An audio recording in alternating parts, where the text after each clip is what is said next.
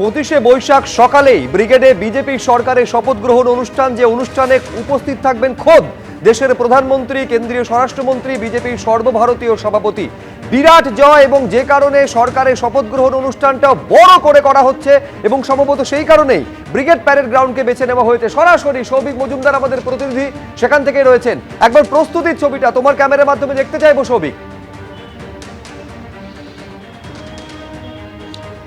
দেখো, প্রথমেই তোমাকে বলবো যে যেহেতু প্রধানমন্ত্রী, স্বরাষ্ট্রমন্ত্রী সহ বিজেপির সমস্ত সর্বভারতীয় স্তরের হাই প্রোফাইল যারা নেতৃত্ব আছেন তারা আসছেন, ফলে নিরাপত্তার বিষয়টা কিন্তু সর্বপ্রথম দেখা হচ্ছে। এবং সেই কারণেই কিছুক্ষণ আগে যারা এসপিজির আধিকারিক ছিলেন এবং তার পাশাপাশি কলকাতা পুলিশের যারা উচ্চপদস্থ কর্তারা ছিলেন তারা কিন্তু গোটা এই যে ব্রিগেড প্যারেড গ্রাউন্ড সেটা পরিদর্শন করে গিয়েছেন।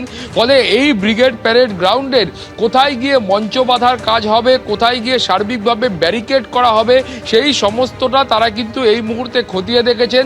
এবং তুমি দেখতে পাচ্ছ যে ইতিমধ্যেই ব্রিগেড প্যারেড গ্রাউন্ডের একটা অংশে কখনো ছোট ট্রাক, কখনো বড় ট্রাকের মাধ্যমে মঞ্চ বাঁধার যে বিভিন্ন সামগ্রী হয় সেগুলো নিয়ে আসা হচ্ছে।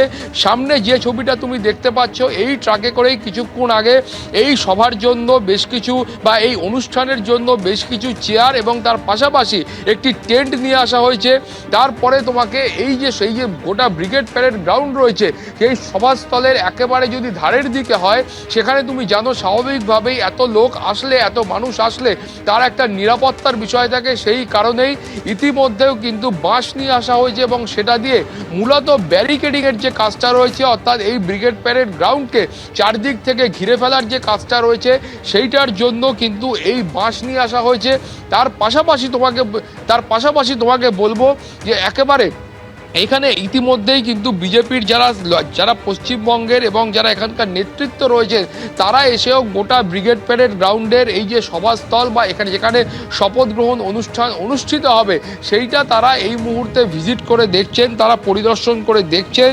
এবং সময়ের সঙ্গে সঙ্গে, অর্থাৎ সময় তুমি জানো যে হাতে খুবই কম, আজকে 6 তারিখ এবং ঠিক 3 দিনের মাথায় এই শপথ গ্রহণ অনুষ্ঠান এই ব্রিগেড প্যারেড গ্রাউন্ডে অনুষ্ঠিত হবে। ফলে দফায় দফায় তারা পরিদর্শন করছেন এবং যাতে এই অনুষ্ঠান, শপথ গ্রহণ অনুষ্ঠান সুষ্ঠুভাবে শেষ হয় এবং সুষ্ঠুভাবে করা যায় সেইটা সুনিশ্চিত করাই কিন্তু এই মুহূর্তে মূল কাজ।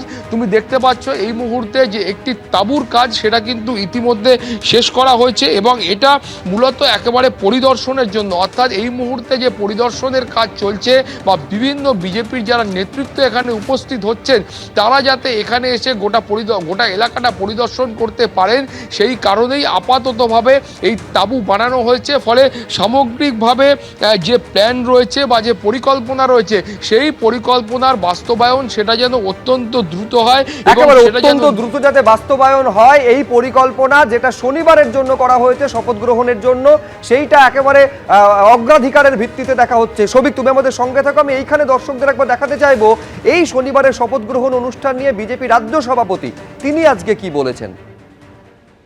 আগামী 8 তারিখ বিকেল 4টে আমাদের বিধায়ক দলের বৈঠক হবে, সেখানে বিধায়ক দলের নেতা নির্বাচিত হবেন এবং 9 তারিখ ব্রিগেড প্যারেড গ্রাউন্ডে সকাল 10টার সময় প্রধানমন্ত্রী, স্বরাষ্ট্রমন্ত্রী, বিজেপির আরও সিনিয়র নেতৃবৃন্দ এবং সমস্ত রাজ্যের যারা মুখ্যমন্ত্রী আছেন, এনডিএ শরিকদেরও যারা মুখ্যমন্ত্রী আছেন তারা সকলে উপস্থিত থাকবেন আশা করা যাচ্ছে। এবং এছাড়াও আমাদের বহু এমন সমাজের বিভিন্ন স্তরের মানুষ যারা জাতীয় পুরস্কার পেয়েছেন, পদ্ম অ্যাওয়ার্ডে আছেন এবং সমাজের নিজ নিজ ক্ষেত্রে যারা প্রতিষ্ঠিত সে ধরনের সমস্ত মানুষ তারা আমন্ত্রিত থাকবেন এবং তাদের অত্যন্ত বর্ণময় উপস্থিতিতে আজকে এই শপথ গ্রহণ অনুষ্ঠানটা হবে। আমরা 2021-এ ঘোষণা করেছিলাম যে আমাদের সরকার রাইটার্স থেকে চলবে, তো সেই জন্য এখন সেখানের অবস্থা কি জানি না। যিনি নতুন মুখ্যমন্ত্রী হবেন তিনি সকলের সঙ্গে আলোচনা করে অবস্থা বুঝে ব্যবস্থা নেবেন। এবিপি আনন্দ, এগিয়ে থাকে, এগিয়ে রাখে।